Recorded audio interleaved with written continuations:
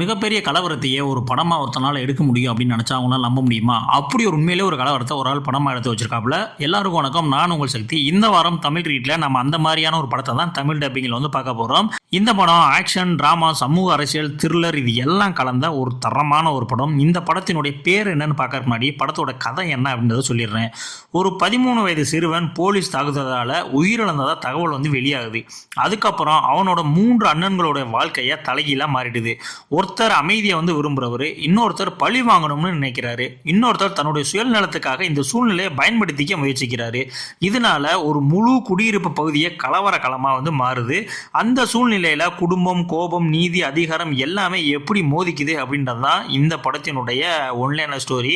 இப்போ நான் சொல்லும் போது உங்களுக்கு ஒரு சாதாரண ஒரு கதை மாதிரி தான் உங்களுக்கு வந்து தோணும். ஆனால் இந்த படம் பார்த்து முடிக்கும் போது உண்மையிலே வந்து அந்த ஸ்பாட்ல நீங்க இருந்து அந்த கலவரத்துக்குள்ள இருந்தா எப்படி இருக்குமோ அந்த மாதிரியான ஒரு சுச்சுவேஷன் வந்து உங்களுக்குள்ள உருவாக்கி விட்டுருவாங்க.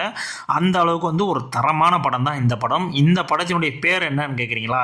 2022 ரிலீஸ் ஆன அடினா. இந்த படம் நெட்ஃப்ளிக்ஸில் உங்களுக்கு தமிழ் டப்பிங்லேயே வந்து அவைலபிளாக இருக்குது. அது மட்டும் இல்லைங்க, இந்த படம் 79th வெனிஸ் இன்டர்நேஷனல் ஃபிலிம் ஃபெஸ்டிவலில் தேடப்பட்டு கவனத்தை ஈர்த்த ஒரு படம். இந்த படத்தில் எனக்கு ரொம்பவே பிடிச்ச ஒரு விஷயம் என்னென்னா, இந்த படத்தில் லாங் ஷாட்ஸ் வந்து ரொம்ப அதிகமாக இருக்கும். ஒரு 11 நிமிஷம் நீளமான சிங்கிள் டேக் காட்சி இந்த படத்தில் ஒன்று இருக்குது. கண்டிப்பாக நீங்கள் பாருங்கள், எந்த அளவுக்கு அந்த காட்சிக்கு வந்து மெனக்கிட்டு இருக்காங்க அப்படின்ற மாதிரி தெரியும். ஒரு இடத்துல கூட இது வந்து படம் பார்த்துட்டு இருக்கோம் அப்படின்ற மாதிரி எந்த இடத்துலையுமே வந்து இருக்காது. உண்மையிலே ஒரு கலவரம் நடந்துட்டு இருக்கு, அந்த கலவரத்தை தான் நம்ம வந்து படமாக பார்த்துட்டு இருக்கோம் அப்படின்ற மாதிரியான ஒரு ஃபீல் தான் வந்து படம் பார்க்கும்போது கொடுக்கும். அந்த அளவுக்கு வந்து அந்த ஆர்ட் டைரக்டிங் சரி, நடிப்பும் சரி, அந்த அளவுக்கு வந்து கொட்டி தீர்த்திருப்பாங்க. அது மட்டும் இல்லாமல் இந்த படத்தில் முக்காவாசி சீன் வந்து லென்த்தி சீன் தான். நான் ஆரம்பத்தில் சொன்ன அந்த 11 நிமிஷம் சொன்னல, அது இல்லாமல் நிறைய சீன்ஸ் 5 நிமிஷம் 4 நிமிஷம் அப்படின்னு சொல்லிட்டு நிறைய சிங்கிள் ஷாட்டாக தான் வச்சு இந்த படத்தை வந்து எடுத்திருக்காங்க. கிட்டத்தட்ட ஒரு சீன் எடுக்கணும் அப்படின்னா 60 தாட்டிக்கு மேலே ரிஹர்சல்லாம் வந்து பார்ப்பாங்களாம். அப்போ எந்த அளவுக்கு வந்து படத்துக்கு வந்து மெனக்கிட்டு இருக்காங்கன்னு பாருங்க. இந்த படத்துடைய ஸ்பெஷலாக என்னன்னு பார்த்தீங்கன்னா, இந்த படம் தமிழ் டப்பிங்கில் எல்லாரும் பார்க்குறவண்டமே வந்து சூப்பராக வந்து தமிழ் டப்பிங் பண்ணியிருந்தாங்க. அது ரொம்பவுமே வந்து பிடிச்சிருந்துச்சு. உங்களுக்கும் இந்த படம் பாருங்க, கண்டிப்பான முறையில் இந்த படம் உங்களுக்கு பிடிச்சே தரும். அந்த அளவுக்கு வந்து ஒரு தரமான படம் தான் இது. ஸோ இந்த வாரம் தமிழ் ட்ரீட்ல நான் உங்களுக்கு சஜஷன் பண்ண போகிற படம் இந்த அதீனா படம் தான். தமிழ் டப்பிங்கோட உங்களுக்கு வந்து நான் கொடுத்துருக்கேன். ஸோ கண்டிப்பாக இந்த படத்தை வந்து வாட்ச் பண்ணுங்க.